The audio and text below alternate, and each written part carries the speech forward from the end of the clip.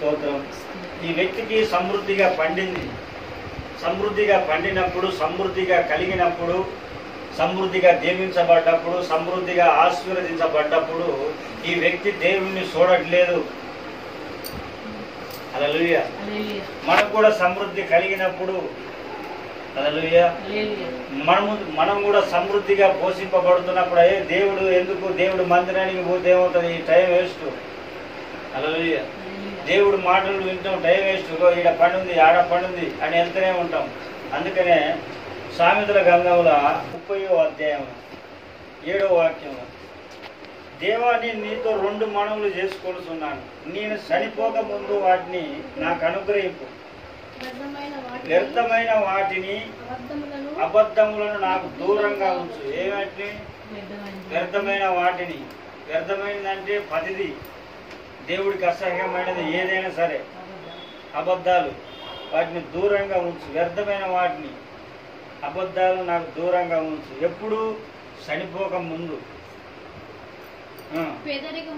పేదరికమైనను ఐశ్వర్యమునైనను. ఈ వ్యక్తి ఏమంటున్నాడు?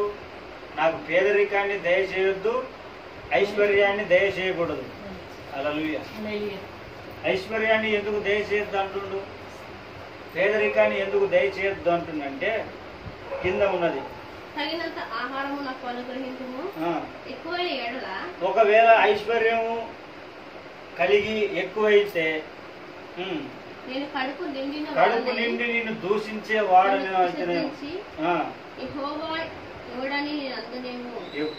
ఒకవేళ అతడికి ఐశ్వర్యం కలిగి ఎక్కువైతే నేను కడుపు నిండి నిన్ను విసర్జించి యెహోవా ఎవడని అంటనేమో, లేక దొంగిల్లి నా దేవుని నామమును దూషించునేమో. దాసుని గూర్చి చాలు. హల్లెలూయా.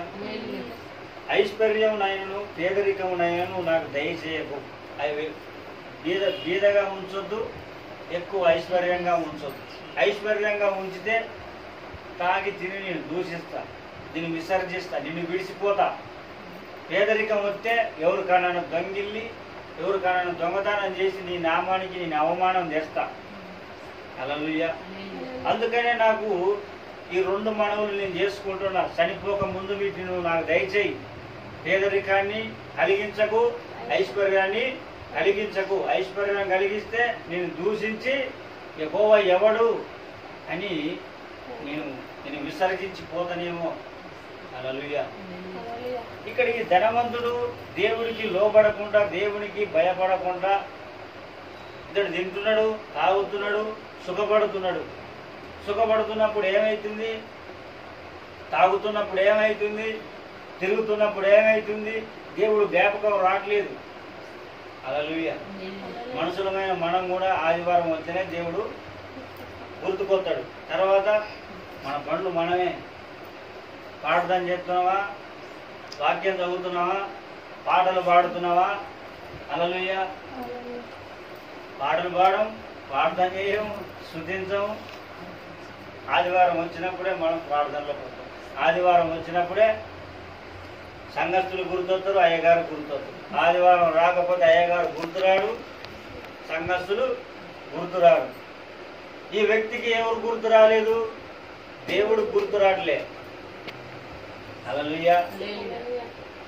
ఈ వ్యక్తికి దేవుడు గుర్తు రావట్లే. ఎందుకు గుర్తొస్తాడు? డబ్బు ఉన్నప్పుడు. హల్లెలూయా. ఇప్పటిదాకా ఆ వ్యక్తి, ఇప్పటిదాకా మిమ్మల్ని చూపించిన వ్యక్తి ఏమున్నాయి? అన్న నాకు అన్నీ ఉన్నాయి, ఆస్తి ఉన్నది, నాకు ఏ లోటు లేదు. ఒక్కటి ఏం లోటు? కుమారుడు లేడు. కుమారుడు కావాలి. మరి కుమారుడు ఎట్టొస్తాడు? డబ్బుతో వస్తాడా? హల్లెలూయా. డబ్బుతోటి రాడు. అందుకని ఒక పాట కూడా ఉన్నది, ఆపత్తు కాలమున ఆస్తులు కాపాడవు. ఆపద కాలం ఏం చేస్తాయి? ఆస్తులు నిన్ను కాపాడతాయా? ఇప్పుడు ఆయనకు అన్నీ ఉన్నాయి. ఆయనకు అవసరమైంది ఏంది? కుమారుడు. అవసరమైంది కుమారుడు. అన్నీ ఉన్నాయి. హల్లెలూయా. కానీ లోటు కుమారుడు. మరి ఈయనకు అన్నీ ఉన్నాయి. నా పానమా, తిను, తాగము, సుఖించము. ఈయనకు లోటు ఏమున్నది? హల్లెలూయా. దేవుడు ఒక్కరు లేడు ఆయన దృష్టిలో. దేవుడు ఒక్కరు లేడు. డబ్బు ఉన్నది, ఐశ్వర్యం ఉన్నది, సుఖం ఉన్నది, కానీ దేవుడు లేడు. హల్లెలూయా. అటువంటి సమయంలో దేవుడు ఆయన దగ్గరకు వచ్చి, వెర్రివాడా నువ్వు ఏం చేస్తున్నావు, నువ్వు ఎందుకు తాగుతున్నావు, ఎందుకు సుఖపడుతున్నావు, ఎందుకు సుఖిస్తున్నావు? హల్లెలూయా. నువ్వు తినేటప్పుడు నేను జ్ఞాపకం రావట్లేదా? నువ్వు సుఖపడేటప్పుడు నేను జ్ఞాపకం రావట్లేదా? హల్లెలూయా. ఏం చేస్తున్నావు నువ్వు వెర్రివాడ? ఈ రాత్రి నీ ప్రాణాన్ని నేను తీసుకుంటాను. ఇంకా జల్ నువ్వు తింటావో తాగుతావు, తిను సుఖించు. ఈ రాత్రి నేను వస్తానా, నీ ప్రాణాన్ని నేను తీసుకుంటున్నాను. హల్లెలూయా. ఇప్పుడు నువ్వు సిద్ధపరిచినవన్నీ, నువ్వు సమకూర్చున్నవన్నీ, ఇవన్నీ ఎవరు పాలైతాయి? నువ్వు సంపాదించుకున్నావు, కష్టపడి తిండి తినక, కారం పొడి తిని, కన్నీళ్ళు విడిచి, కడుపు కట్టుకొని తిన్నావు, సంపాదించినవు, సమకూర్చుకున్నావు, ఇవన్నీ ఎవరు పాలైతాయి? ఈ రాత్రి నీ ప్రాణాన్ని నేను తీసుకుంటాను. హల్లెలూయా. అదే దేవుడు నీ దగ్గరకు వస్తే, అదే దేవుడు ఈ రాత్రి నీ ప్రాణాన్ని అడిగితే, హల్లెలూయా, నీ పరిస్థితి ఏ విధంగా ఉన్నది? నువ్వు దేవునికి లోపడకుండా, నువ్వు దేవునికి భయపడకుండా నువ్వు తాగుతున్నావా? నీ ఆస్తి కొరకు నువ్వు సమకూర్చుకోవడానికి నీ పనుల మీద పడి నువ్వు పరిగెడుతున్నావా? కడుపు నిండా అన్నం తిని కడుపు నిండిన వాడవై దేవుణ్ణి దూషిస్తూ పడక మీద పండుకుంటూ ప్రార్థన చేయకుంటుంటున్నావా? హల్లెలూయా. రెండే రెండు దారులు. ఏ దారి కావాలో మానవ అని పాట ఉన్నది. మనకు ఏ దారి కావాలి?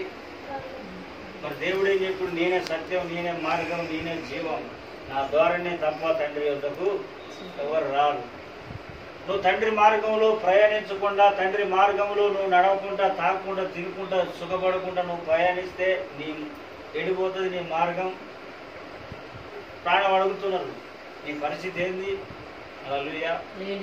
అందుకనే ఇక్కడ మార్కు సువార్త 8వ అధ్యాయం 36వ వాక్యంలో ఒక మాట ఉంటుంది.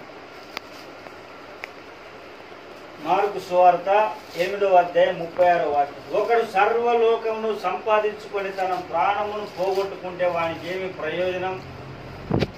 మొత్తం సంపాదించుకుంటాడు, ఆయన ప్రాణాన్ని పోగొట్టుకున్నాడు, ఇప్పుడు ఆయనకి ఏంది ప్రయోజనం?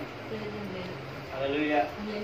నీవు నేను కూడా సంపాదన మీద అనేది మనం పడకూడదు. సంపాదన వైపు మనం పరిగెత్తకూడదు. ఈ రోజు 5,000 వస్తాయి, చలో నడువు, పో, వెళ్ళిపో, నువ్వు వెనకకు తిరిగి చూడకు వాడు అంటున్నావా? ఈ రోజు 10,000 వస్తాయి, వెళ్ళిపో, నువ్వు ఆదివారం ఏం కాదు, వెళ్ళిపో, పని చేసి రాపో అంటున్నావా?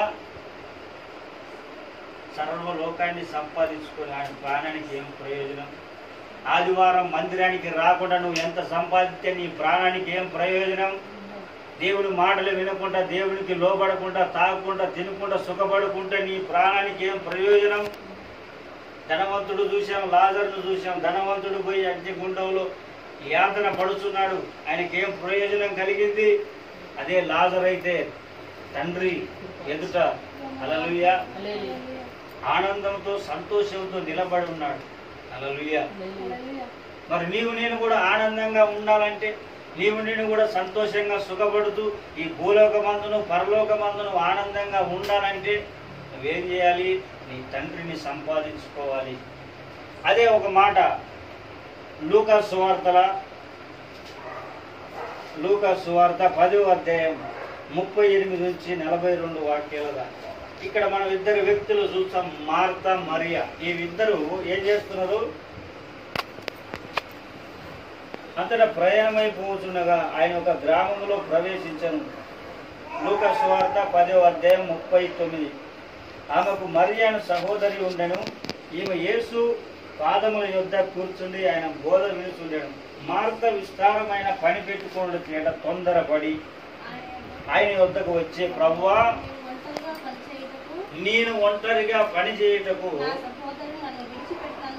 నా సహోదరి నన్ను విడిచిపెట్టినందున నీకు చింత లేదా? నేను ఒక్కదాన్ని నేను పని చేస్తున్నా, అంటరుతున్నా, బాసనలు చదువుతున్నా, ఇల్లంతా పని చేస్తున్నా, ఊగుతున్నా, చల్లుతున్నా, తాను వెళ్తున్నా. హల్లెలూయా.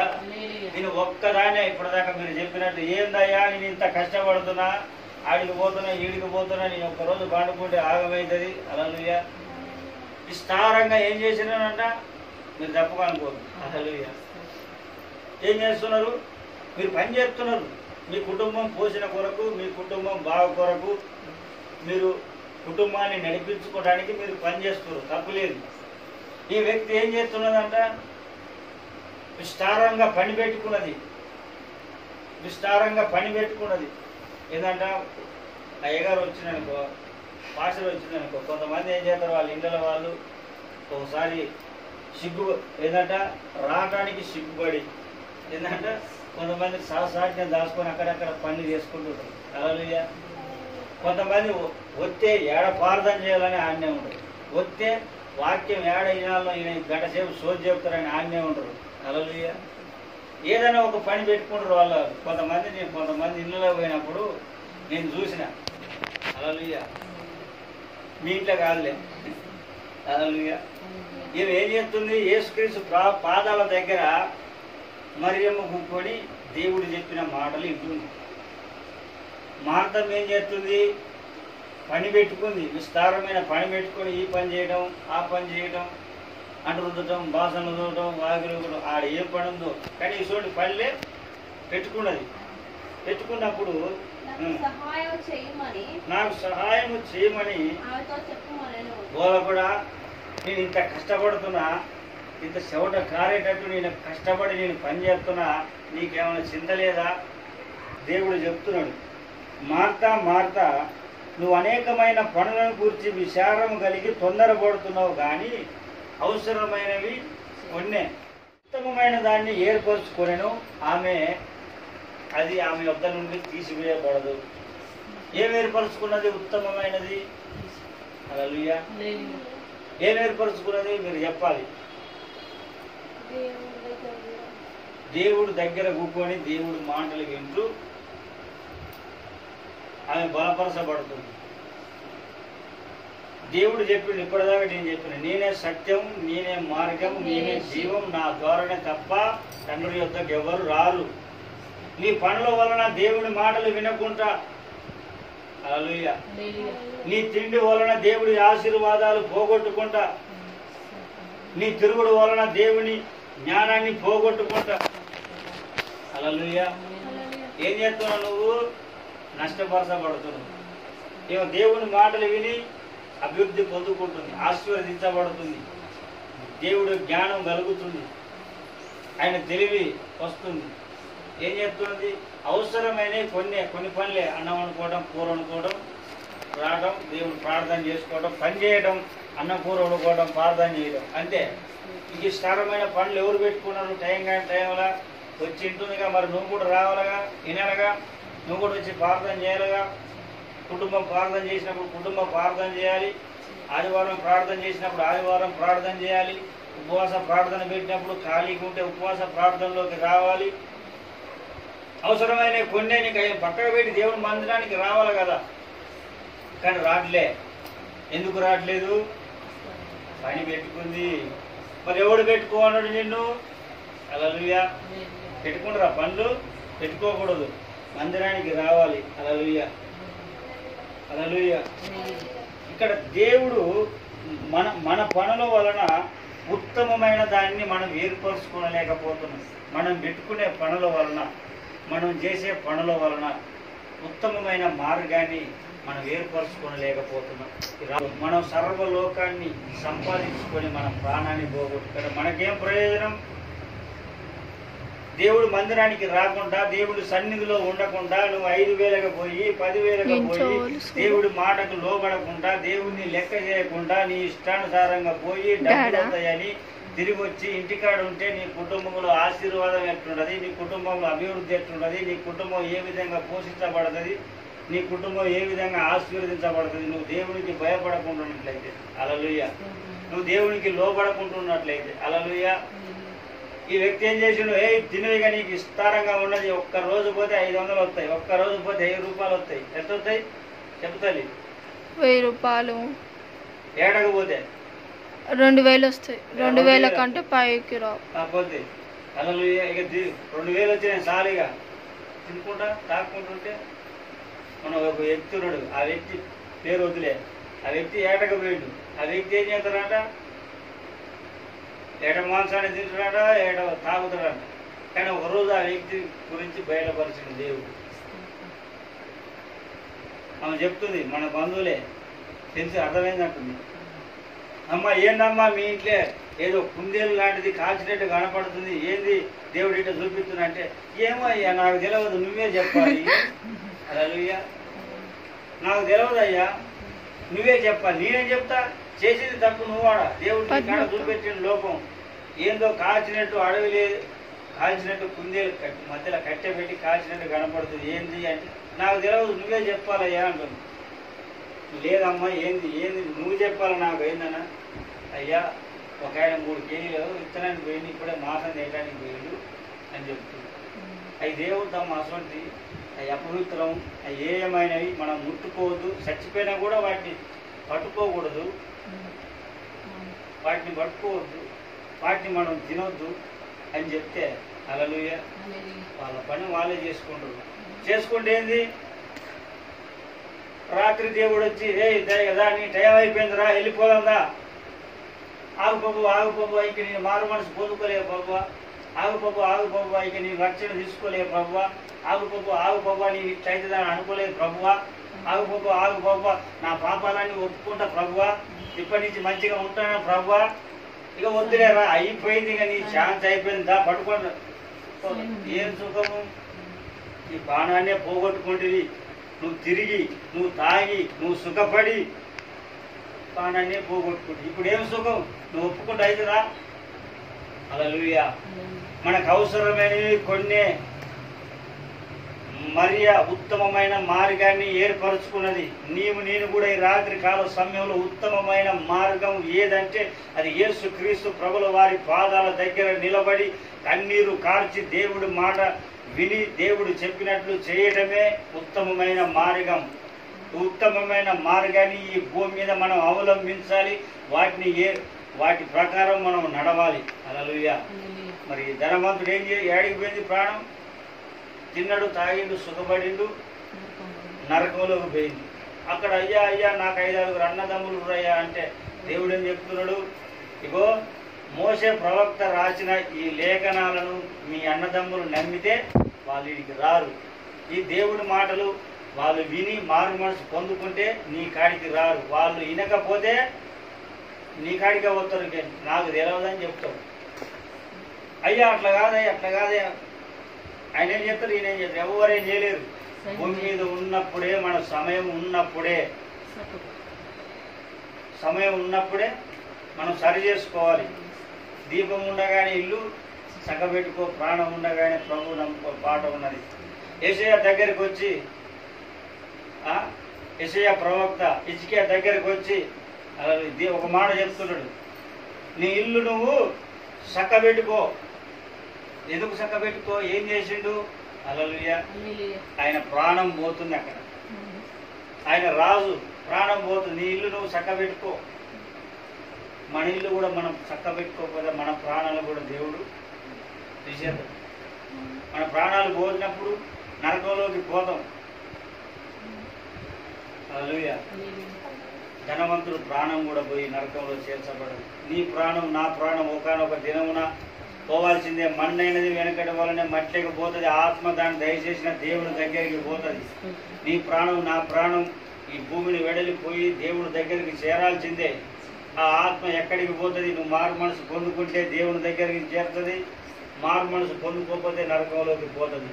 ఈ ధనవంతుడు ఆయన కొట్లు విప్పి విస్తారమైన ధనాన్ని సమకూర్చి ఆయన ప్రాణంతో నువ్వు ఏం పర్వాలేదు, కొన్ని సంవత్సరాల దగ్గ ఆస్తి నీ కాడ నీకు ఎంజాయ్ చేయి కానీ అన్నప్పుడు ఈ రాత్రి నీ ప్రాణాన్ని అడుగుతున్నా అన్నప్పుడు ఆయన ఏం చెప్పలేకపోయింది. హల్లెలూయా.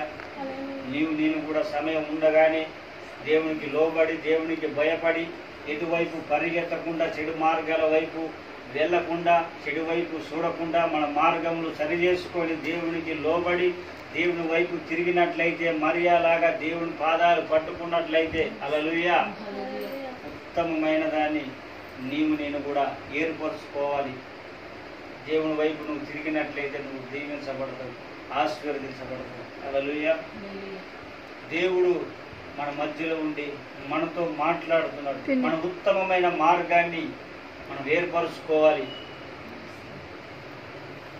తినుకుంటా తాక్కుంటా సుఖపడకుండా దేవుని మార్గాన్ని విడిచినట్లయితే మనకు శ్రమ అవుతుంది. ధనవంతుడు చనిపోయి పాతాళంలో చేర్చబడ్డాడు. లాజరు చనిపోయి పరలోక రాజ్యంలో చేర్చబడ్డాడు. ధనవంతుడు పాపం చేసిండు కాబట్టి నరకానికి పోయిండు. లాజరు తన దీన దశలో కూడా దేవుని యందు విశ్వాసం ఉంచి పరలోకంలో చేర్చబడ్డాడు. అతడికి